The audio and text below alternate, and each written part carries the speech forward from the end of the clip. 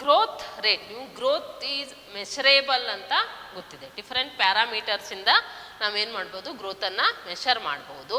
ಇನ್ನು ಆ ಒಂದು ಮೆಜರ್ಮೆಂಟ್, ಆ ಗ್ರೋತ್ ರೇಟ್ ಲೆಂತನಲ್ಲಿ ಇರ್ಬೋದು, ಅಥವಾ ಅದರ ವಾಲ್ಯೂಮ್, ಇನ್ಕ್ರೀಸ್ ಇನ್ ವಾಲ್ಯೂಮಲ್ಲಿ ಇರ್ಬೋದು, ಅವ್ರ ಇನ್ಕ್ರೀಸ್ ಇನ್ ಸರ್ಫೇಸ್ ಏರಿಯಾದಲ್ಲಿ ಇರ್ಬೋದು, ಯಾವ ದರದಲ್ಲಿ ಅದು ಇನ್ಕ್ರೀಸ್ ಆಗ್ತಾ ಇದೆ, ಇದನ್ನು ಗ್ರೋತ್ ರೇಟ್ ಅಂತ ಹೇಳ್ತಾರೆ. So growth rate means the increased growth per unit time is termed as growth rate.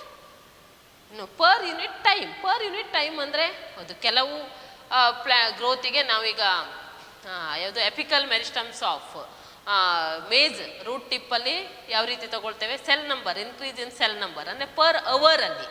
ಇಲ್ಲಿ ಪರ್ ಯೂನಿಟ್ ಟೈಮ್ ಅಂದರೆ ಏನು, ಪರ್ ಅವರ್ ಅಂತ ಆಗ್ತದೆ. ಅಥವಾ ಒಂದು ದೊಡ್ಡ ಪ್ಲ್ಯಾಂಟ್ನ ಗ್ರೋತನ್ನು ನಾವು ಮೆಷರ್ ಮಾಡಬೇಕು ಅಂದರೆ ಅದನ್ನು ಪರ್ ಮಂತ್ ಹೇಳ್ಬೋದು. ಒಂದು ಸಣ್ಣ ಹರ್ಬೇಷಿಯಸ್ ಪ್ಲ್ಯಾಂಟ್ಸನ್ನು ಪರ್ ಡೇಯಲ್ಲಿ ಅದರ ಗ್ರೋತ್ ಎಷ್ಟಾಗಿದೆ ಅಂತ ಹೇಳ್ಬೋದು. ಅದೇ ಜರ್ಮಿನೇಟಿಂಗ್ ಸೀಡ್ಸಲ್ಲಿ ಆ ಗ್ರೋತ್ ರೇಟನ್ನು ಇನ್ನು ಪರ್ ಅವರ್ ಅಥವಾ ಪರ್ ಡೇಯಲ್ಲಿ ಕೂಡ ಹೇಳ್ಬೋದು. ಪೋಲನ್ ಟ್ಯೂಬ್ ಗ್ರೋತನ್ನು ಕೂಡ ಪರ್ ಡೇಯಲ್ಲಿ ಅಥವಾ ಪರ್ ಅವರಲ್ಲಿ ಕೂಡ ಹೇಳ್ಬೋದು. ಹೀಗೆ ಇಲ್ಲಿ ಏನು ಪರ್ ಯೂನಿಟ್ ಟೈಮ್, ಒಂದು ನಿರ್ದಿಷ್ಟ ಟೈಮಲ್ಲಿ ಅದರ ಗ್ರೋತ್ ಯಾವುದೇ ಪ್ಯಾರಾಮೀಟರ್ ಇರ್ಬೋದು ಎಷ್ಟು ಇನ್ಕ್ರೀಸ್ ಆಗ್ತದೆ ಅನ್ನುವಂಥದ್ದೇ growth rate. So what is growth rate ಅಂದರೆ the increased growth per unit time is termed as growth rate. ಹಾಗಿದ್ರೆ ಈ ಗ್ರೋತ್ ರೇಟನ್ನು ಯಾವ ರೀತಿಯಲ್ಲಿ ಆಗ್ತದೆ ಪ್ಲಾಂಟ್ಸಲ್ಲಿ ಅಂತಂದರೆ it may be arithmetic or geometric. ಇಲ್ಲಿ ಅರಿಥ್ಮೆಟಿಕ್ ಗ್ರೋತ್, ಸಾಮಾನ್ಯವಾಗಿ ಅರಿಥ್ಮೆಟಿಕ್ ಅಂದರೆ ಏನು, ಕಂಟಿನ್ಯೂಯಸ್ ಆಗಿ 1 2 3 4 5 6 ಅಂತ ಹೇಳ್ತೇವೆ.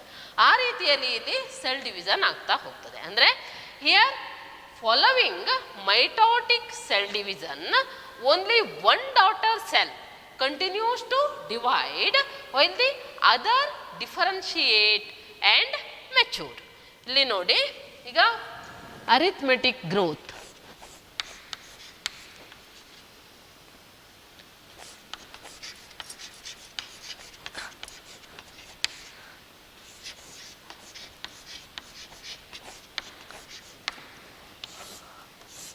ಇಲ್ಲಿ ನಾವು ಒಂದು ಸೆಲ್ ಇದೆ, is one cell, it undergoes division, it divides into 2 cells, 2 cells ಆಗ್ತದೆ. ಆದರೆ ಈ 2 ಸೆಲ್ಲಲ್ಲಿ ಏನಾಗ್ತದೆ ಅಂದರೆ one undergoes differentiation, ಒಂದು ಡಿಫರೆನ್ಸಿಯೇಷನ್ ಸ್ಪೆಷಲೈಸೇಷನ್ ಆಗ್ತದೆ. another cell undergoes division. ಇಲ್ಲಿ ಪುನಃ ನಾವು ಇದನ್ನು ತಗೊಂಡ್ರೆ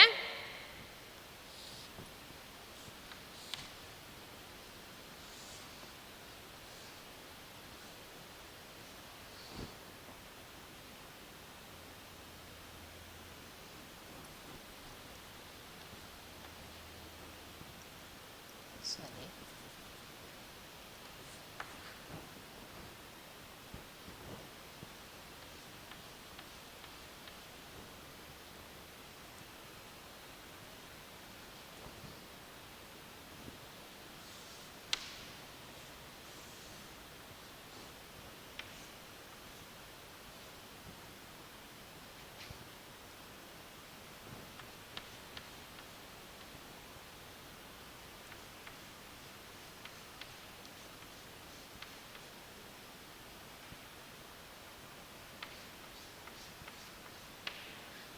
ಈ ರೀತಿ ಇಲ್ಲಿ ನೋಡಿ 1 2 3 4 ಅರಿಥ್ಮೆಟಿಕ್ ರೀತಿಯಲ್ಲಿ ಗ್ರೋತ್ ಆಗ್ತಾ ಇರೋದನ್ನು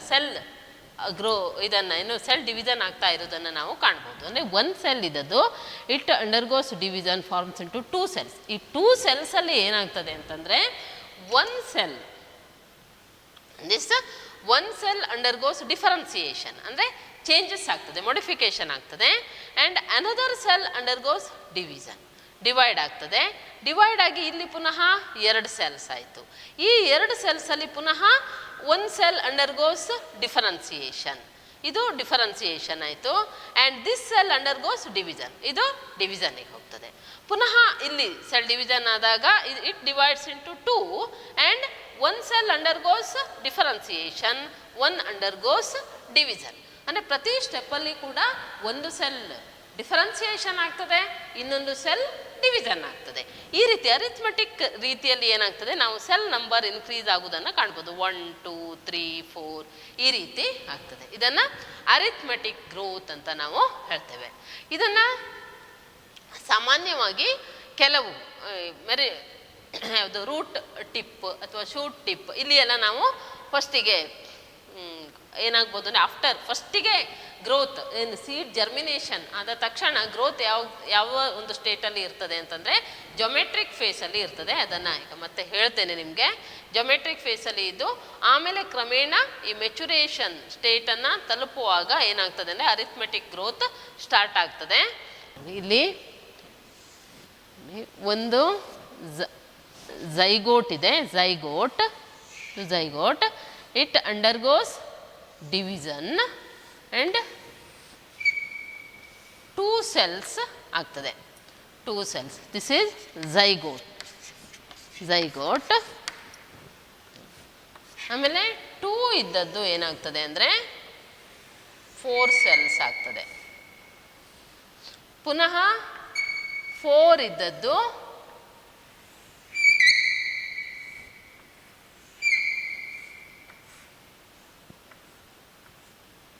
ಇಲ್ಲಿ ಈ ರೀತಿ 1 2 3 4 5 6 7 8 ಹೀಗೆ ಕಂಟಿನ್ಯೂಯೇಷನ್ ಇದಾಗುವಂಥದ್ದು. ಈ ಒಂದು ಡಿವಿಷನನ್ನು ಏನಂತೇವೆ ನಾವು ಅಂದರೆ ಈ ರೀತಿ ಸೆಲ್ ಡಿವಿಷನ್ ಆಗೋದನ್ನು ಜೊಮೆಟ್ರಿಕ್ ಗ್ರೋತ್ ಅಂತ ಕರಿತೇವೆ.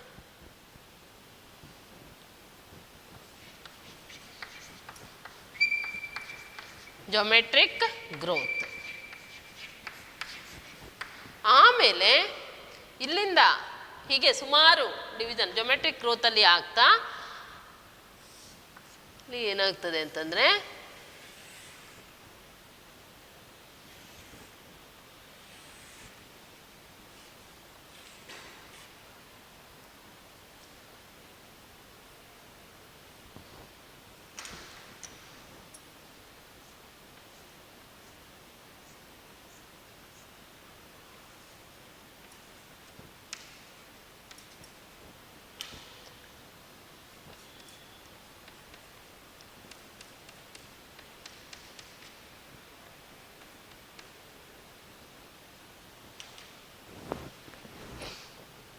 ಇದು ಜೊಮೆಟ್ರಿಕ್ ಗ್ರೋತ್ ಆದರೆ ಇಲ್ಲಿ ಸೆಲ್ ಅಂಡರ್ಗೋಸ್ ಡಿಫರೆನ್ಷಿಯೇಷನ್, ಇದು ಅರಿಥ್ಮೆಟಿಕ್.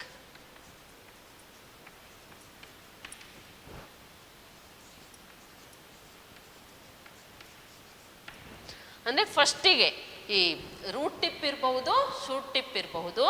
ಇಲ್ಲಿ ಏನಾಗ್ತದೆ ಅಂತಂದರೆ ಜೊಮೆಟ್ರಿಕ್ ಗ್ರೋತ್ ಮೂಲಕ ಏನಾಗ್ತದೆ cells are continues to divide.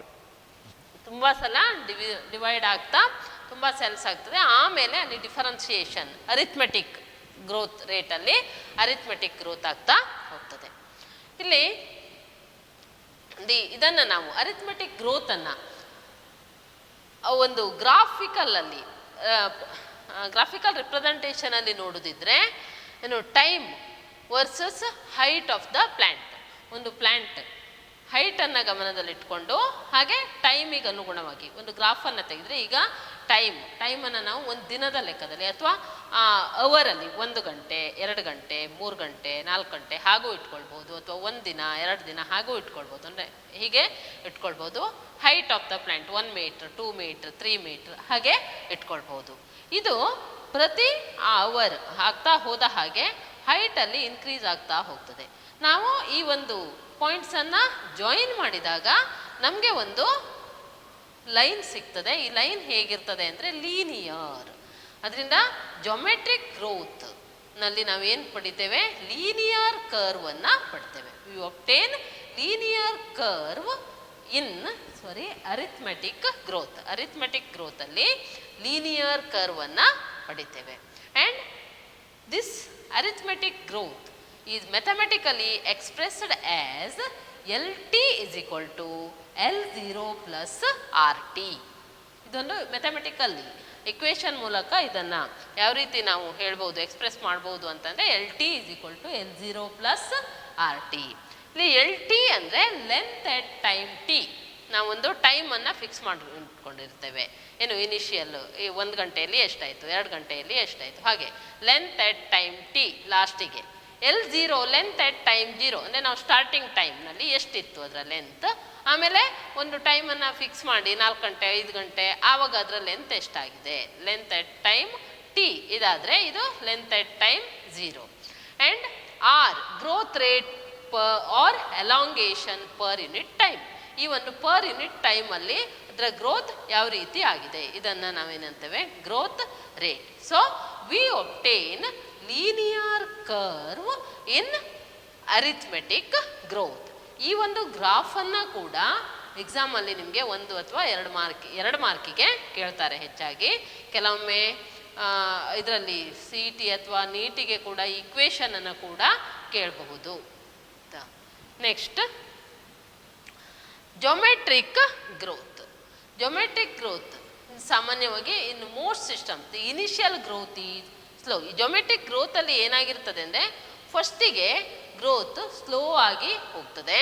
ಈ ಒಂದು ಸ್ಲೋ ಆಗಿ ಹೋಗುವಂಥ ಒಂದು ಫೇಸನ್ನು ಏನಂತಾರೆ ಅಂದರೆ ಲ್ಯಾಗ್ ಫೇಸ್ ಅಂತ ಕರೀತಾರೆ. It is considered as lag phase. And it increase rapidly thereafter an exponential rate. ಫಸ್ಟಿಗೆ ನಿಧಾನವಾಗಿ ಆಗ್ತದೆ, ಆಮೇಲೆ ಒಂದೇ ಸಲ ಕೂಡಲೇ ಹೆಚ್ಚಳವಾಗ್ತದೆ. ಇದನ್ನು ಎಕ್ಸ್ಪೋನೆನ್ಷಿಯಲ್ ಫೇಸ್ ಅಂತ ಕರೀತಾರೆ. And then the growth slow down leading to stationary phase. ಮತ್ತೆ ಕ್ರಮೇಣ ಏನಾಗ್ತದೆ ನಿಧಾನವಾಗ್ತದೆ. ಇದನ್ನು ಸ್ಟೇಷನರಿ ಫೇಸ್ ಅಂತ ಕರೀತಾರೆ. So a sigmoid growth curve is obtained by this geometric growth. ಈ ಒಂದು ಜೊಮೆಟ್ರಿಕ್ ಗ್ರೋತಲ್ಲಿ ನಮಗೆ ಯಾವ ಒಂದು ಕರ್ವ್ ಸಿಗ್ತದೆ, ಸಿಗ್ಮಾಯ್ಡ್ ಗ್ರೋತ್ ಕರ್ವ್ ಅಂದರೆ ಎಸ್ ಶೇಪ್ಡ್ ಗ್ರೋತ್ ಕರ್ವನ್ನು ನಾವಿಲ್ಲಿ ಕಾಣ್ಬೋದು. S shaped growth curve. And it can be expresses as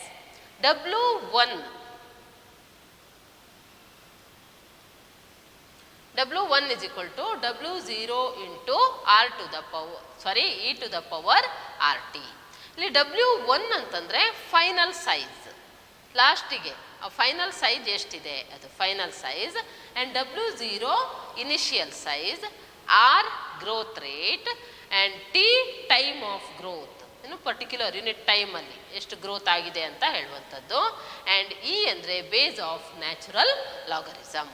ಇದು ಕೂಡ ನಿಮಗೆ ಎಕ್ಸಾಮಲ್ಲಿ ಇದನ್ನು ಕೂಡ 2 ಮಾರ್ಕಿಗೆ ಕೇಳ್ತಾರೆ. ಮತ್ತು ಮ್ಯಾಥಮೆಟಿಕಲ್ ಎಕ್ಸ್ಪ್ರೆಷನನ್ನು ಕೂಡ 1 ಮಾರ್ಕಿಗೆಲ್ಲ ಕೇಳ್ಬೋದು. So this is about geometric growth.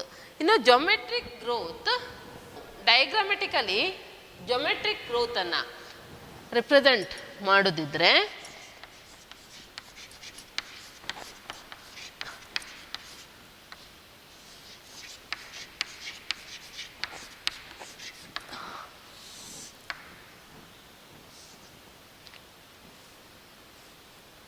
ಒಂದು ಸೆಲ್ ಇತ್ತು, it undergoes division, forms into 2 cells. ಪುನಃ ಇಟ್ ಅಂಡರ್ಗೋಸ್ ಡಿವಿಷನ್. ಇಲ್ಲಿ both cells undergoes division. Whereas in arithmetic growth one cell undergoes differentiation, another cell undergoes division. But here in geometric growth both the cells undergoes division and forms into 4 cells. ಈ 2 ಇದ್ದದ್ದು 4 ಆಯಿತು. Next 4 ಇದ್ದದ್ದು ಪ್ರತಿಯೊಂದು 2 cells ಆಗ್ತವೆ. ಅದರಿಂದ 4 ಇದ್ದದ್ದು ಏನಾಗ್ತದೆ 8 ಆಗ್ತದೆ.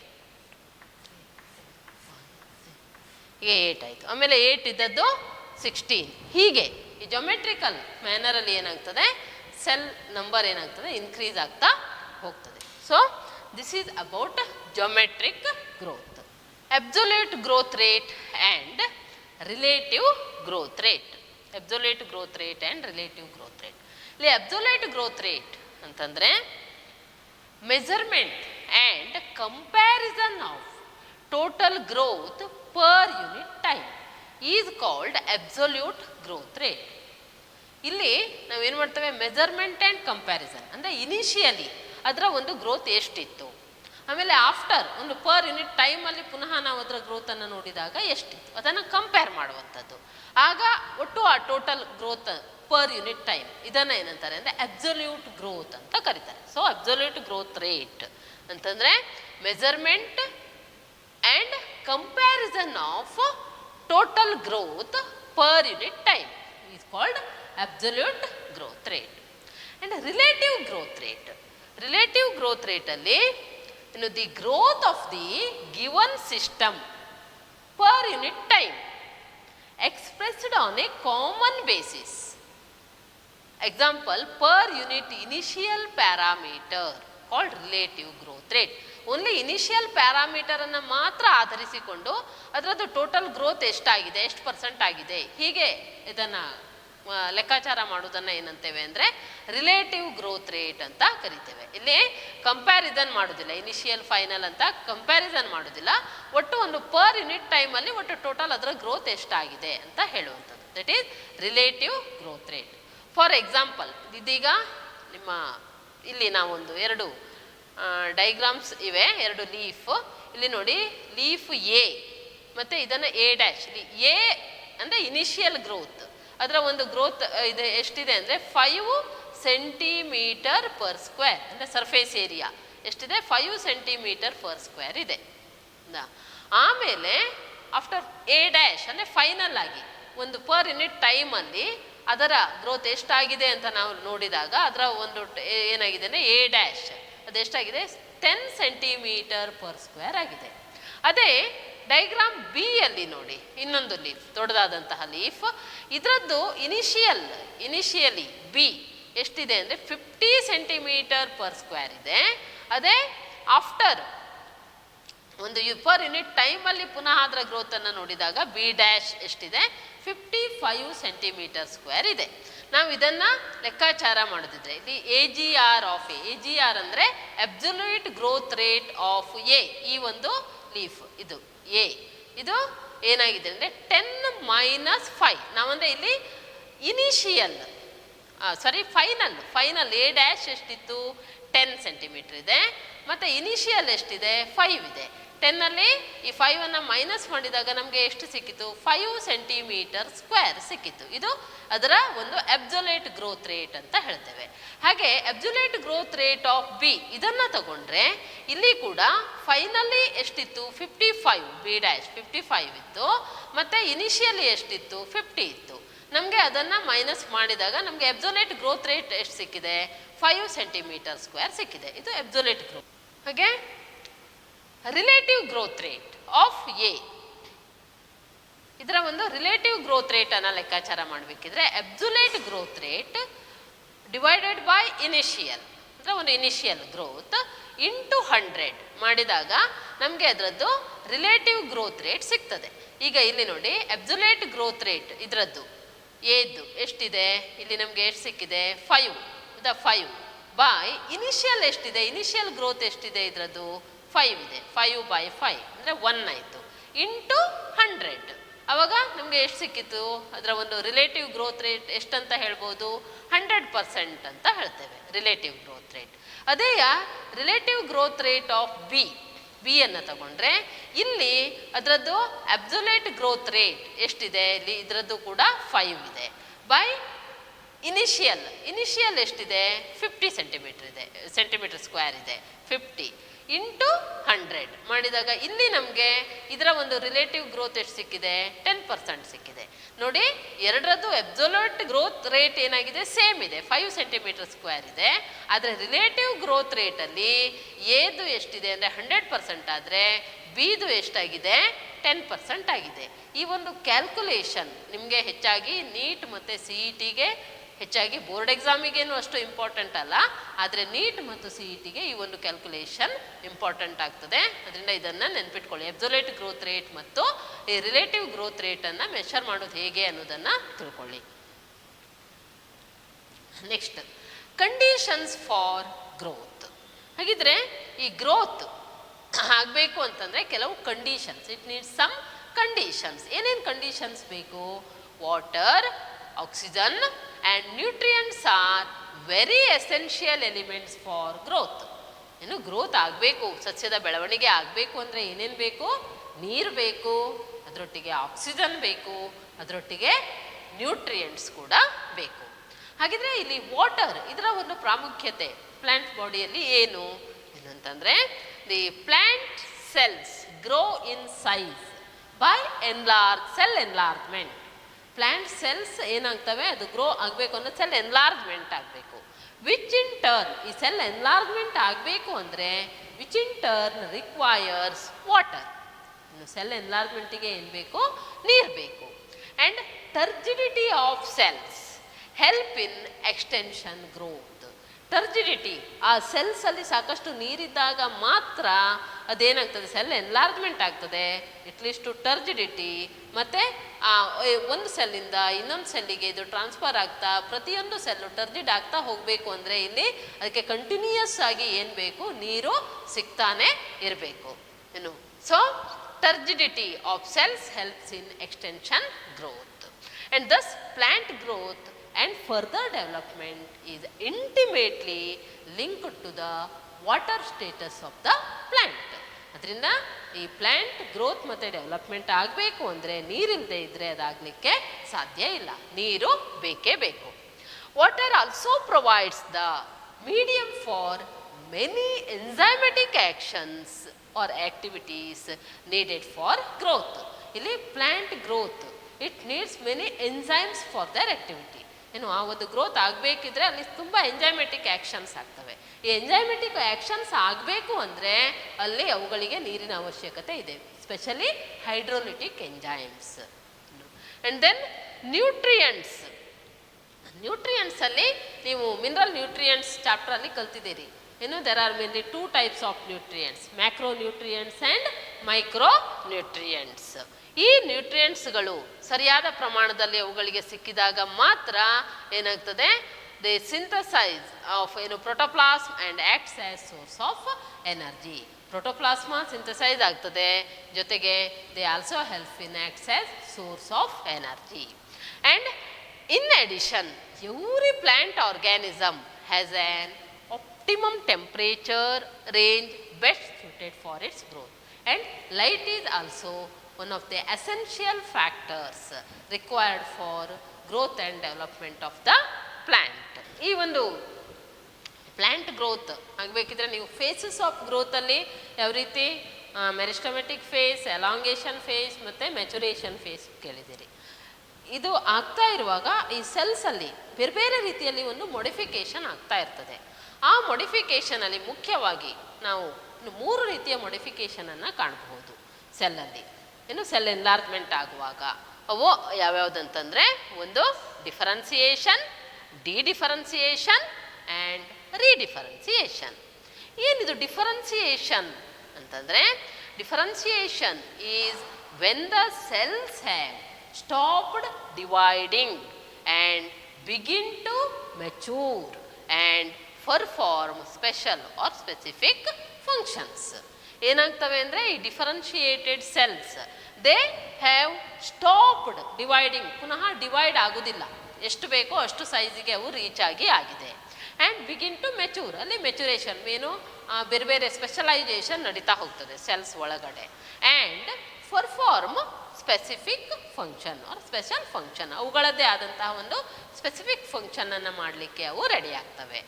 Such cells are said to be differentiated cells. For example, to form, ಈಗ ಒಂದು example ಹೇಳೋದಿದ್ರೆ, to form a tracheary element, the cells would lose their protoplasm. ಈ ಟ್ರೆಕಿಯರಿ ಎಲಿಮೆಂಟ್ಸ್ ಅನ್ನುವಂಥದ್ದು ಎಲ್ಲಿ ಬರ್ತದೆ, ಝೈಲಮ್ ವೆಸಲ್ಸ್ ಅಲ್ಲಿ ಬರ್ತದೆ, ವ್ಯಾಸ್ಕ್ಯುಲಾರ್ ಟಿಶ್ಯೂ. ಏನು, ಝೈಲಮ್ ವೆಸಲ್ಸ್ ಅಲ್ಲಿ ಟ್ರೆಕಿಯರಿ ಎಲಿಮೆಂಟ್ಸ್ ಏನು, conduction of water, it place very important role in conduction of water. ಏನು, ಈ ಟ್ರೆಕಿಯರಿ ಎಲಿಮೆಂಟ್ ಆಗುವಾಗ ಏನು, ಈ ಒಂದು ಡಿಫರೆನ್ಷಿಯೇಟೆಡ್ ಸ್ಟೇಟಲ್ಲಿ ಇರುವಾಗ ದೇ ಲೂಸ್ ದೇರ್ ಪ್ರೋಟೋಪ್ಲಾಸ್ಮ್, ಅಲ್ಲಿ ತುಂಬ ಪ್ರೋಟೋಪ್ಲಾಸ್ಮ್ ಇದ್ದರೆ ಅದರ ಒಂದು ಆ ಕಂಡಕ್ಷನ್ ಪ್ರಾಪರ್ಟಿ, ವಾಟರ್ ಕಂಡಕ್ಷನ್ ಪ್ರಾಪರ್ಟಿಯನ್ನು, ವಾಟರನ್ನು ಮೇಲೆ ತಗೊಂಡು ಹೋಗಲಿಕ್ಕೆ ಸಾಧ್ಯ ಆಗೋದಿಲ್ಲ. So they in this stage ಅಂದರೆ differentiated cells lose their protoplasm. They also develop a very strong elastic lignocellulosic secondary cell walls. ನೋಡಿ, strong elastic lignocellulosic secondary cell walls. ಯಾವ ರೀತಿ ಮಾಡಲ್ಪಟ್ಟಿದೆ ಅವುಗಳ ಒಂದು ಆ ಸೆಲ್ ವಾಲ್ ನೋಡಿ. ಇದು ಇಲಾಸ್ಟಿಸಿಟಿ ಇರಬೇಕು, ಜೊತೆಗೆ ಲಿಗ್ನೋ ಸೆಲ್ಯುಲೋಸಿಕ್. ಈ ಲಿಗ್ನೋ ಅಂದರೆ ಒಂದು ರೀತಿ ರಿಜಿಡಿಟಿ ಕೂಡ ಕೊಡ್ತದೆ ಈ lignin and cellulosic secondary cell walls. ಈ ರೀತಿ ಈ ಒಂದು ಕ್ಯಾರೆಕ್ಟರ್ಸ್ ಇರೋದ್ರಿಂದ ಈ ಒಂದು xylem ಟ್ರೆಕಿಯರಿ ಎಲಿಮೆಂಟ್ಸಿಗೆ ಈ characters elasticity, lignocellulosic, secondary cell walls to carry water to long distances even under extreme tension. ನೋಡಿ ತುಂಬ ನೀವು ಕೆಲವೊಮ್ಮೆ ಆಲೋಚನೆ ಮಾಡಿ, ಕೆಲವು ದೊಡ್ಡ ದೊಡ್ಡ ಎತ್ತರದ ಮರಗಳಿರ್ತವೆ, ಬೇರು ಹೀರಿಕೊಂಡಂತಹ ನೀರನ್ನು ಆ ತುದಿಯ ಎಲೆಯವರೆಗೆ ಆ ನೀರು ಸಾಗಿಸಲ್ಪಡಬೇಕು. ಅದು ಯಾವುದರಿಂದ? xylem ವೆಸಲ್ಸಿಂದ. ಅದರಲ್ಲೂ xylem ವೆಸಲ್ಸ್ನ ಯಾವ ಎಲಿಮೆಂಟಿಂದ ಸಾಧ್ಯವಾಗ್ತದೆ ಇದು? This is by tracheary elements of xylem. Tracheary ಎಲಿಮೆಂಟ್ಸಿಂದ ಆಗ್ತದೆ. ಅಷ್ಟು ಉದ್ದಕ್ಕೆ ಅದು ನೀರನ್ನು ಸಾಗಿಸಬೇಕು ಅಂದರೆ ಅದರ ಒಂದು ಸ್ಟ್ರಕ್ಚರಲ್ ಮಾಡಿಫಿಕೇಶನ್ ಹೇಗಿರಬೇಕು ಅಂತ ನೋಡಿ. ಆ ಒಂದು ಡಿಫರೆನ್ಸಿಯೇಷನ್ ಅಂದರೆ ಇಟ್ ಈಸ್ ಇಲಾಸ್ಟಿಕ್ ಆ್ಯಂಡ್ ಲಿಗ್ನೋಸೆಲ್ಯುಲೋಸಿಕ್. ಅಷ್ಟು ಎತ್ತರದವರೆಗೆ ನೀರನ್ನು ಸಾಗಿಸಬೇಕಲ್ವಾ, ಆ ರೀತಿ ಒಂದು ಮಾಡಿಫಿಕೇಶನ್ ಅದರಲ್ಲಿ ಆಗಿರ್ತದೆ. ಇದು ಯಾವಾಗ? During its differentiation state. Differentiation ಆದವಾಗ ಈ ರೀತಿ ಬದಲಾವಣೆ ಉಂಟಾಗ್ತದೆ. ನೆಕ್ಸ್ಟ್ ಒಂದು ಪ್ರಾಪರ್ಟಿ ಏನಂತಂದರೆ cells property ಡಿಡಿಫರೆನ್ಸಿಯೇಷನ್.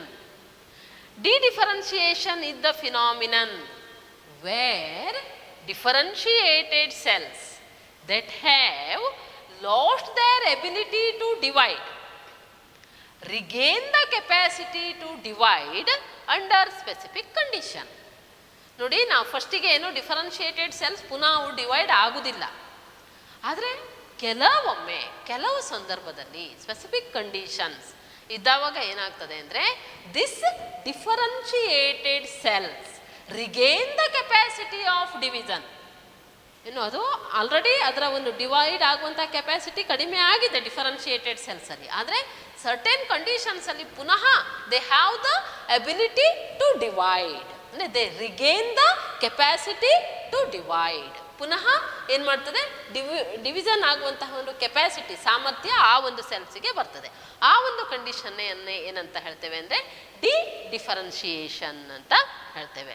For example, formation of nutrients like formation of meristems like interfascicular cambium and cork cambium from fully differentiated parenchyma cells.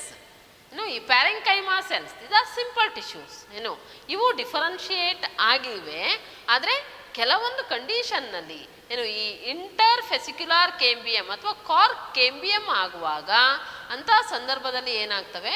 ಪುನಃ they regain the capacity of division. Differentiated parenchymatous cells once again regain the capacity of division. ಇದನ್ನೇ differentiation ಅಂತ ಹೇಳ್ಬೋದು. ಇದಕ್ಕೆ example interfascicular cambium and cork cambium from fully differentiated parenchyma cells.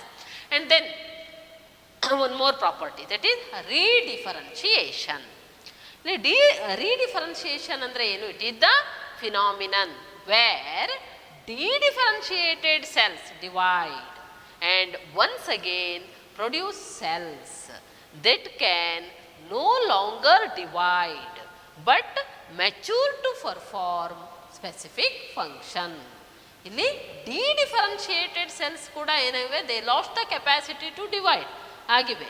ಆದರೆ in some conditions once again they regain the capacity to divide. ಪುನಃ divide ಆಗ್ತವೆ and ultimately they produce cells that can no longer divide. ಪುನಃ ಅದು divide ಆಗಲಿಕ್ಕೆ ಸಾಧ್ಯ ಇಲ್ಲ. ಒಮ್ಮೆ ರೀಡಿಫರೆನ್ಸಿಯೇಷನ್ ಆದ ಮೇಲೆ ಪುನಃ ಅದು ಯಾವುದೇ ರೀತಿ ಅಲ್ಟ್ರೇಷನ್ ಮಾಡಲಿಕ್ಕೆ ಸಾಧ್ಯ ಇಲ್ಲ. Divide but mature to perform specific function. For example secondary xylem, secondary phloem, cork cells ಇವೆಲ್ಲ ಈ ಒಂದು ರೀಡಿಫರೆನ್ಸಿಯೇಷನ್ನಿಗೆ examples. So this is also important aspects for your examination point of view. ನಿಮ್ಮ ಎಕ್ಸಾಮಿಗೆ ಇದನ್ನು ಕೆಲವೊಮ್ಮೆ 3 ಮಾರ್ಕಿಗೆ ಕೇಳ್ತಾರೆ. Briefly explain differentiation, dedifferentiation, ರೀಡಿಫರೆನ್ಸಿಯೇಷನ್.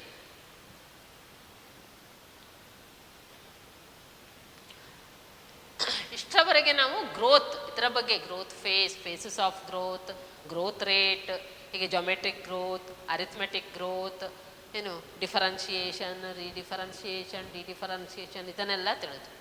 ಈಗ ನೆಕ್ಸ್ಟ್ ಡೆವಲಪ್ಮೆಂಟ್ ಅಂದರೆ ಏನು? It is the term that includes all changes that an organism goes through during its life cycle from germination of the seed to senescence. ಅಂದರೆ ಒಂದು ಪ್ಲಾಂಟ್ ಸೆಲ್ ಏನು from ಜರ್ಮಿನೇಷನ್ನಿಂದ ಆರಂಭವಾಗಿ ಅದು germinate ಆಗಿ ಒಂದು ಗಿಡವಾಗಿ, ಆಮೇಲೆ ಅದು ಹೂ ಬಿಟ್ಟು, ಕಾಯಿ ಬಿಟ್ಟು, ಆಮೇಲೆ ಅದು ಸಾಯುವವರೆಗಿನ ಒಂದು ಅವಧಿಯಲ್ಲಿ ಏನೇನು ಬದಲಾವಣೆಗಳಾಗ್ತವೆ, ಇದೆಲ್ಲವನ್ನು ಟೋಟಲ್ ಆಗಿ ಏನಂತ ಹೇಳ್ತೇವೆ? ಡೆವಲಪ್ಮೆಂಟ್ ಅಂತ ಹೇಳ್ತೇವೆ. ಎಲ್ಲ ಪ್ರೊಸೆಸಸ್ಸು ಇದರಲ್ಲಿ ಬರ್ತದೆ. And plants follow different pathways in response to environment or phases of life to form different kinds of structures. This ability is called plasticity. ಈ ಒಂದು ಡೆವಲಪ್ಮೆಂಟಲ್ ಪ್ರೊಸೆಸ್ ಆಗುವಾಗ ಕೆಲವು ಪ್ಲಾಂಟ್ಸ್ಗಳು ಏನು ಮಾಡ್ತವೆ ಅಂದರೆ they response to environment. Sometimes they response to environment or some other time they response to phases of life.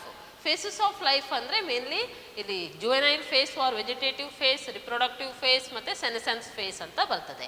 ಆ phases of ಲೈಫ್ನಲ್ಲಿ ಏನು ಮಾಡ್ತವೆ ಅಂದರೆ they form different kinds of structures. ಬೇರೆ ಬೇರೆ ರೀತಿಯ ಸ್ಟ್ರಕ್ಚರಲ್ ಮಾಡಿಫಿಕೇಷನನ್ನು ನಾವು ಇವುಗಳಲ್ಲಿ ಕಾಣ್ಬೋದು. ಈ ಒಂದು ಎಬಿಲಿಟಿಯನ್ನು ಏನಂತಾರೆ ಅಂದರೆ ಪ್ಲಾಸ್ಟಿಸಿಟಿ ಅಂತ ಕರೀತಾರೆ. ಇದನ್ನು ಕೂಡ 1 ಮಾರ್ಕಿಗೆ ಕೇಳ್ತಾರೆ. ವಾಟ್ ಈಸ್ ಪ್ಲಾಸ್ಟಿಸಿಟಿ ಅಂದರೆ plants follow different pathways in response to environment or phases of life to form different kinds of structures. This ability is called as plasticity. For example, heterophily in cotton and coriander. ಇದು ನೋಡಿ, ಇದು ಪ್ಲಾಸ್ಟಿಸಿಟಿಗೆ ಕೆಲವು examples. ಇಲ್ಲಿ phases of ಲೈಫ್ನಿಂದ ಅದರಲ್ಲಿ ಆಗಿರುವಂತಹ structural changes. ಇದು juvenile ಫೇಸಲ್ಲಿ coriander ಅಥವಾ ಲಾರ್ಕ್ಸ್ಪರ್ಗಳಲ್ಲಿ ನಾವು ಇದನ್ನು ಕಾಣ್ಬೋದು. ಜುವೆನೈಲ್ ಫೇಸಲ್ಲಿ ಏನಾಗಿದೆ ಅಂತಂದರೆ ಒಂದು ಸಿಂಗಲ್ ಈ ರೀತಿಯಾದಂತಹ ಒಂದು ಲೀಫನ್ನು ಕಂಡ್ರೆ ಅದರ ಒಂದು ಅಡಲ್ಟ್ ಸ್ಟೇಜಲ್ಲಿ ಅದು ಏನಾಗಿದೆ ಡಿವೈಡ್ ಆಗಿದೆ. ಇದು ಒಂದೇ ಇದ್ದದ್ದು ನೋಡಿ, ಇಲ್ಲಿ ಈ ರೀತಿ 1 2 3 ಹೀಗೆ ಏನು ಸೆರ್ರೇಟ್ ಅಂದರೆ ವಿಭಜಿಸಲ್ಪಟ್ಟಿದೆ. ಅನೇಕ ವಿಭಜನೆಗಳಾಗಿ ಸ್ಟ್ರಕ್ಚರಲ್ ಮಾಡಿಫಿಕೇಶನ್ ಆದದನ್ನು ನಾವಿಲ್ಲಿ ಕಾಣ್ತೇವೆ. ಇದು ಜುವೆನೈಲ್ ಫೇಸಲ್ಲಿ ಈ ರೀತಿ ಇತ್ತು, ಅಡಲ್ಟ್ ಫೇಸಲ್ಲಿ ಈ ರೀತಿ ಇದೆ. ಇದು ಫೇಸಸ್ ಆಫ್ ಲೈಫಿಂದಾಗಿ ಅದರಲ್ಲಿ ಆಗುವಂತಹ structural changes. This is one kind of example for plasticity. And some environmental factors. ಇಲ್ಲಿ ಈಗ ಟೆರೆಸ್ಟ್ರಿಯಲ್ ಹ್ಯಾಬಿಟ್ಯಾಟ್ ಇದು ಬಟರ್ ಕಪ್ಪಲ್ಲಿ ತಗೊಂಡ್ರೆ ಟೆರೆಸ್ಟ್ರಿಯಲ್ ಹ್ಯಾಬಿಟ್ಯಾಟಲ್ಲಿ ಇರುವಾಗ ಇದರ ಒಂದು ರಚನೆ ಈ ರೀತಿ ಇದೆ, ಲೀಫ್ ರಚನೆ ಈ ರೀತಿ ಇದೆ. ಅದೇ ವಾಟರ್ ಹ್ಯಾಬಿಟ್ಯಾಟಲ್ಲಿ ಇರುವಾಗ, ನೀರಿನಲ್ಲಿ ಇರುವಾಗ ಅದರ ಲೀಫ್ ಸ್ಟ್ರಕ್ಚರ್ ಈ ರೀತಿ ಇದೆ. ಬಟರ್ ಕಪ್ಪಲ್ಲಿ ಇಂತಹ ಒಂದು ಅನೇಕ ಅನೇಕ ಸೀಳುಗಳಾಗಿ ಆ ಎಲೆ ಏನಾಗಿದೆ ವಿಭಜಿಸಲ್ಪಟ್ಟು ಅದರ ಸ್ಟ್ರಕ್ಚರೇ ಸಂಪೂರ್ಣವಾಗಿ ಬದಲಾದದನ್ನು ನಾವಿಲ್ಲಿ ಕಾಣ್ಬೋದು. ಇಲ್ಲಿ ಈ ರೀತಿ ಇತ್ತು ಟೆರೆಸ್ಟ್ರಿಯಲ್. ಇದು ಯಾವುದರಿಂದ? ಡ್ಯೂ ಟು ಎನ್ವಿರಾನ್ಮೆಂಟಲ್ ಫ್ಯಾಕ್ಟರ್ ಈ ರೀತಿ ಸ್ಟ್ರಕ್ಚರಲ್ ಚೇಂಜಸ್ಸನ್ನು ಕಾಣ್ತೇವೆ. ಇದು ಎಕ್ಸಾಂಪಲ್ಸ್ ಫಾರ್ ಪ್ಲಾಸ್ಟಿಸಿಟಿ. ಹಾಗೆ in development in plants is under the control of intrinsic and extrinsic factors. ಈ ಡೆವಲಪ್ಮೆಂಟ್ ಆಗಬೇಕು ಅಂತಂದರೆ it mainly depends on intrinsic and extrinsic factors. The intrinsic factors ಯಾವ್ಯಾವುದಂತಂದರೆ includes both intracellular ಅಂದರೆ genetically ಜೀನ್ಸ್ಗಳಿಂದ ಇರುವಂತಹ genetic ಮೊಡಿಫಿಕೇಶನ್ಸಿಂದ ಕೆಲವು ಬದಲಾವಣೆಗಳು ಉಂಟಾಗುವಂಥದ್ದು, ಡೆವಲಪ್ಮೆಂಟಲ್ ಚೇಂಜಸ್ ಉಂಟಾಗುವಂಥದ್ದು. Or intercellular factors. Intercellular factors ಯಾವುದಂತಂದರೆ this is mainly due to some chemicals. ಆ ಕೆಮಿಕಲ್ಸ್ ಯಾವುದಂತಂದರೆ ಮುಖ್ಯವಾಗಿ such as plant growth regulators. And while the extrinsic factor ಹಾಗಿದ್ರೆ ಎಕ್ಸ್ಟ್ರಿನ್ಸಿಕ್ ಅಂದರೆ environmental factors include light, temperature, water, oxygen, nutrients. ಇದು ಈ development ಮೇಲೆ ಪ್ರಭಾವ ಬೀರುವಂತಹ ಕೆಲವು ಆಂತರಿಕ ಮತ್ತು ಬಾಹ್ಯ ಅಂಶಗಳಾಗಿವೆ. ಇನ್ನು ನಾವು ಈಗ ಮುಖ್ಯವಾಗಿ ಪ್ಲಾಂಟ್ ಇಂಟ್ರಿನ್ಸಿಕ್ ಫ್ಯಾಕ್ಟರ್ಸ್ ಅಲ್ಲಿ intercellular factors such as plant growth regulators ಬಗ್ಗೆ ತಿಳ್ಕೊಳ್ಳುವ. ಇಲ್ಲಿ ಈ ಪ್ಲಾಂಟ್ ಗ್ರೋತ್ ರೆಗ್ಯುಲೇಟರ್ಸ್ ಅಂದರೆ these are small simple molecules of diverse chemical composition. ನೋಡಿ, small simple molecules of diverse chemical composition. ಚಿಕ್ಕದಾದಂತಹ ಕೆಲವು ಅಣುಗಳಿವು ಮೊಲಿಕ್ಯೂಲ್ಸ್, ಆದರೆ ಅವುಗಳ ಫಂಕ್ಷನ್ ಮಾತ್ರ ತುಂಬ ದೊಡ್ಡದಾಗಿರುತ್ತೆ. Diverse chemical composition, chemically they are very strong. ನಾವು ಹೇಳ್ತೇವಲ್ಲ, ಏನು ಮೂರ್ತಿ ಚಿಕ್ಕದಾದರೂ ಕೀರ್ತಿ ದೊಡ್ಡದು ಅನ್ನುವ ಹಾಗೆ ಸಣ್ಣ ಪ್ರಮಾಣದಲ್ಲಿ ಸಸ್ಯಗಳ ದೇಹದಲ್ಲಿ ಇದ್ದುಕೊಂಡು ಅವುಗಳ ಡೆವಲಪ್ಮೆಂಟ್ ಮೇಲೆ ಒಂದು ಒಳ್ಳೆ ರೀತಿಯ ಪರಿಣಾಮವನ್ನು ಬೀರುವಂತಹ ಒಂದು ಕೆಮಿಕಲ್ ಕಂಪೋನೆಂಟ್ಸ್ ಇವು ಅಂತ ಹೇಳ್ಬಹುದು. ಆ್ಯಂಡ್ ದೇ ಕುಡ್ ಬಿ, ಇವು ಯಾವುದಾಗಿದ್ರೆ ಈ ಕೆಮಿಕಲ್ ಕಂಪೋಸಿಷನ್ ಯಾವುದಾಗಿರ್ತದೆ ಪ್ಲಾಂಟ್ ಗ್ರೋತ್ ರೆಗ್ಯುಲೇಟರ್ಸ್ ಇದು ಅಂತಂದರೆ, they could be indole compounds ಆಗಿರ್ಬೋದು. IAA, IBA. ಇಲ್ಲಿ IAA ಅಂದರೆ ಇಂಡೋಲ್ ಅಸೆಟಿಕ್ ಆ್ಯಸಿಡ್. ಹಾಗೆ ಅಡೆನಿನ್ ಡೆರಿವೇಟಿವ್ಸ್ ಆಗಿರಬಹುದು. ಅಡೆನಿನ್ ಡೆರಿವೇಟಿವ್ಸ್ ಅಲ್ಲಿ N6 ಫರ್ಫ್ಯುರೈಲ್ ಅಮೈನೋ ಪ್ಯೂರಿನ್ ಮತ್ತು ಕೈನೆಟಿನ್, ಇವು ಅಡೆನಿನ್ ಡೆರಿವೇಟಿವ್ಸ್ ಆಗಿರ್ತವೆ. ಆ್ಯಂಡ್ ಡೆರಿವೇಟಿವ್ಸ್ ಆಫ್ ಕ್ಯಾರೋಟಿನೈಡ್ಸ್, ಇದರಲ್ಲಿ ಅಬ್ಸಿಸಿಕ್ ಆ್ಯಸಿಡ್, ABA ಅಂದರೆ ಅಬ್ಸಿಸಿಕ್ ಆ್ಯಸಿಡ್. ಆ್ಯಂಡ್ ಟರ್ಪೀನ್ಸಿಗೆ ಎಕ್ಸಾಂಪಲ್ ಯಾವುದಂತಂದರೆ gibberellic acids or gaseous phytohormones, example ethylene. ಇವೆಲ್ಲ ಏನಾಗಿವೆ ಅಂತಂದರೆ ಸಮ್ ಪ್ಲಾಂಟ್ ಗ್ರೋತ್ ರೆಗ್ಯುಲೇಟರ್ಸ್ಗಳಾಗಿವೆ. ಸಮ್ ಕೆಮಿಕಲ್ ಕಂಪೋಸಿಷನ್, ಪ್ಲಾಂಟ್ಸಲ್ಲಿ ಇರುವಂತಹ ಕೆಮಿಕಲ್ ಕಂಪೋಸಿಷನ್ಸ್ಗಳು. ಇನ್ನು the plant growth regulators can be broadly divided into 2 groups based on their functions in a living plant body. ಅಂದರೆ plant body ಅಲ್ಲಿ ಅವುಗಳ ಫಂಕ್ಷನ್ ಯಾವ ರೀತಿ ಇದೆ ಅನ್ನುವ ಆಧಾರದ ಮೇಲೆ ಅವುಗಳನ್ನು ಮುಖ್ಯವಾಗಿ 2 ರೀತಿಯಲ್ಲಿ ವರ್ಗೀಕರಿಸಲಾಗಿದೆ. They are plant growth promoters and plant growth inhibitors. 2 ರೀತಿಯಲ್ಲಿ ವರ್ಗೀಕರಿಸಿದ್ದಾರೆ. ಏನು? Plant growth regulators and plant growth inhibitors. ಇನ್ನು ಪ್ಲಾಂಟ್ ಗ್ರೋತ್ ಪ್ರಮೋಟರ್ಸ್ ಅಂದರೆ these are involved in growth promoting activities. Promoters, the name itself indicates, they involve in plant to in growth promoting activities. ಅಂದರೆ ಅವುಗಳ growth, ಬೆಳವಣಿಗೆಯನ್ನು ಹೆಚ್ಚಿಸುವಂತಹ ಕೆಲಸದಲ್ಲಿ ತೊಡಗಿಕೊಂಡಿರುವಂತಹ ರಾಸಾಯನಿಕಗಳಿವು, activities. ಯಾವುದು ಗ್ರೋತ್ ಪ್ರಮೋಟಿಂಗ್ ಆಕ್ಟಿವಿಟೀಸ್ ಅಂತಂದರೆ ಸಚ್ ಆಸ್ ಸೆಲ್ ಡಿವಿಷನ್ ಇರಬಹುದು, cell enlargement, flowering, fruiting and seed formation. ಈ ಎಲ್ಲ ಕೆಲಸದಲ್ಲಿ ಗ್ರೋತ್ ಪ್ರಮೋಟಿಂಗ್ ಆಕ್ಟಿವಿಟೀಸ್ ಯಾವ್ಯಾವುದು? ಸೆಲ್ ಡಿವಿಷನ್ ಇರ್ಬೋದು, ಸೆಲ್ ಎನ್ಲಾರ್ಜ್ಮೆಂಟ್ ಇರ್ಬೋದು, ಫ್ಲವರಿಂಗ್ ಹೂ ಬಿಡುವಂತಹದ್ದು ಇರ್ಬೋದು, ಫ್ರೂಟಿಂಗ್ ಕಾಯಿ ಬಿಡುವಂಥದ್ದು ಇರ್ಬೋದು, ಆ್ಯಂಡ್ ಸೀಡ್ ಫಾರ್ಮೇಷನ್. ಇವೆಲ್ಲ ಗ್ರೋತ್ ಪ್ರಮೋಟಿಂಗ್ ಆಕ್ಟಿವಿಟೀಸಲ್ಲಿ ಬರ್ತದೆ. ಹೀಗೆ some plant growth regulators promoting such growth promoting activities. For example, ಈ main plant growth promoters ಯಾವುದಂತಂದರೆ ಆಕ್ಸಿನ್ಸ್, ಗಿಬ್ಬರ್ಲಿನ್ಸ್, ಸೈಟೋಕೈನಿನ್. ಇನ್ನು ಸರಿಯಾಗಿ ನೆನ್ಪಿಟ್ಕೊಳ್ಳಿ ಮಕ್ಕಳೇ, ಇದನ್ನು ಕೂಡ ನಿಮಗೆ 1 ಮಾರ್ಕ್ ಅಥವಾ 2 ಮಾರ್ಕಿಗೆ ಕೇಳ್ತಾರೆ. Name any 2 plant growth promoters ಅಂದರೆ ಆಕ್ಸಿನ್ಸ್, ಗಿಬ್ಬರ್ಲಿನ್ಸ್, ಸೈಟೋಕೈನಿನ್. 3ರಲ್ಲಿ ಯಾವುದು 2ಅನ್ನು ಬರಿಬೋದು. 3ಅನ್ನು ಸರಿಯಾಗಿ ನೆನ್ಪಿಟ್ಕೊಳ್ಳಿ. Next plant growth inhibitor. ಇಲ್ಲಿ inhibitor means they play on important role in plant responses to wounds and stresses of biotic and abiotic origin. ಕೆಲವೊಮ್ಮೆ ಕೆಲವು ನೈಸರ್ಗಿಕ ವಿಕೋಪಗಳ ಸಂದರ್ಭದಲ್ಲಿ ಇರಬಹುದು. ಅಂದರೆ ಕೆಲವೊಮ್ಮೆ ಡ್ರಾಟ್ ಕಂಡೀಷನ್, ತುಂಬ ಬರಗಾಲ ಬಂದಾಗ, ಅಥವಾ ಎಕ್ಸ್ಟ್ರೀಮ್ ಸಾಲ್ಟಿ ಹ್ಯಾಬಿಟ್ಯಾಟ್, ಉಪ್ಪಿನ ಲವಣಾಂಶ ಅತ್ಯಧಿಕವಾಗಿ ಇರುವಾಗ, ಹಾಗೆ ತುಂಬ ಫ್ಲಡ್ ಕಂಡೀಷನ್, ಅಂತ ಒಂದು ಸ್ಟ್ರೆಸ್ ಕಂಡೀಷನ್ಸ್ ಅಂತ ಹೇಳ್ತೇವೆ. ಅಂಥ ಟೈಮಲ್ಲಿ ಇವೇನು ಮಾಡ್ತವೆ ಅಂದರೆ ದೇ ಇನ್ಹಿಬಿಟ್ಸ್ ಸಮ್ ಗ್ರೋತ್ ಆ್ಯಕ್ಟಿವಿಟೀಸನ್ನು ಏನು ಮಾಡ್ತವೆ, ಕಡಿಮೆ ಮಾಡಿ ಆ ಒಂದು ಪ್ಲ್ಯಾಂಟ್ಸ್ ಸಸ್ಟೈನ್ ಆಗುವ ಹಾಗೆ ಮಾಡ್ತವೆ. And they are also involved in various growth inhibiting activities such as dormancy and abscission. ಅವುಗಳ ಮುಖ್ಯವಾದಂತಹ ಕಾರ್ಯ ಒಂದು ಡಾರ್ಮನ್ಸಿ, ಎಬ್ಸಿಷನ್. ಡಾರ್ಮನ್ಸಿ ಅಂದರೆ ಏನು ಅಂದರೆ ಕೆಲವು ಫ್ಲವರ್ ಇದು ಸೀಡ್ಸ್ ಇರ್ಬೋದು, ಅಥವಾ ಸೀಡ್ ಡಾರ್ಮನ್ಸಿ ಅಂತ ಹೇಳ್ತೇವೆ.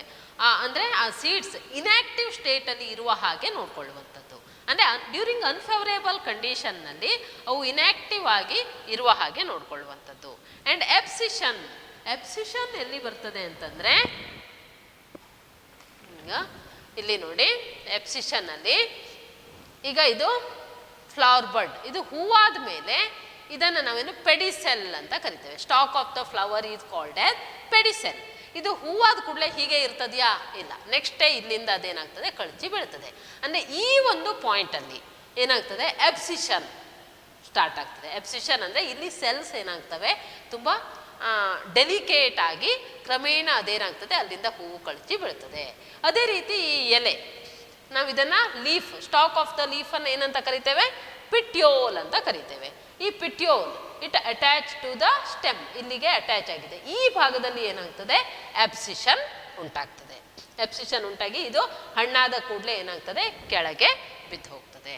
ಏನು ಹಾಗೆ ಒಂದು ಕಾಯಿ ಹಣ್ಣಾದ ಕೂಡಲೇ ಏನಾಗ್ತದೆ, ಅಲ್ಲಿ ಎಬ್ಸಿಷನ್ ಆಗಿ ಅದು ಬಿದ್ದು ಹೋಗ್ತದೆ. ಹೀಗೆ ಈ ಒಂದು ಪ್ರೊಸೆಸ್ ಆಗಲಿಕ್ಕೆ, ಡಾರ್ಮನ್ಸಿ ಮತ್ತು ಎಬ್ಸಿಷನ್ ಆಗಲಿಕ್ಕೆ ಕೂಡ ಈ ಒಂದು ಯಾವುದು inhibitors plays very important role. ಇದಕ್ಕೆ ಎಕ್ಸಾಂಪಲ್, ಬೆಸ್ಟ್ ಎಕ್ಸಾಂಪಲ್ ಯಾವುದಂತಂದರೆ abscisic acid. And then the gaseous PGR ಅಂದರೆ plant growth regulator is ethylene. ಇದನ್ನು ಕೂಡ ಒಂದು ಮಾರ್ಕಿಗೆ ಕೇಳ್ತಾರೆ. Name the gaseous PGR or plant growth regulator ಯಾವುದಂತಂದರೆ ethylene. Could fit either of the groups. ನಾವು ಇದನ್ನು ಎರಡೂ ರೀತಿಯಲ್ಲಿ ಹೇಳ್ಬೋದು. It has dual functions. ಅಂದರೆ ಕೆಲವೊಮ್ಮೆ ಇದು ಗ್ರೋತ್ ಪ್ರಮೋಟರ್ ಆಗಿ ಕೂಡ ಕೆಲಸ ಮಾಡ್ತದೆ, and some times it also act as growth inhibitor. ಹೆಚ್ಚಾಗಿ but it is largely an inhibitor of growth activity. ಹೆಚ್ಚಾಗಿ ಗ್ರೋತ್ ಇನ್ಹಿಬಿಟರ್ ಆಗಿ ಕೆಲಸ ಮಾಡ್ತದೆ, ಕೆಲವೊಮ್ಮೆ ಗ್ರೋತ್ ಪ್ರಮೋಟರ್ ಆಗಿ ಕೂಡ ಕೆಲಸವನ್ನು ಮಾಡ್ತದೆ. So it is only in the gaseous form. ಅದರಿಂದ ಇದನ್ನು ಕೂಡ ಸರಿಯಾಗಿ ನೆನ್ಪಿಟ್ಕೊಳ್ಳಿ. So main plant growth regulators are growth promoters and growth inhibitors. Growth promoters ಯಾವುದು? Auxins, gibberellins, cytokinin. Growth inhibitor ಯಾವುದು? Abscisic acid, ethylene. ನಾವು ಇಥಿಲಿನನ್ನು ಇನ್ಹಿಬಿಟರ್ಸಲ್ಲಿ ಅಂದರೆ it largely acts in inhibiting activities. So it is also considered as inhibitor. Abscisic acid ಮತ್ತು ಇಥಿಲಿನನ್ನು ನಾವು growth inhibitor ಅಂತ ತಗೊಳ್ಬೋದು.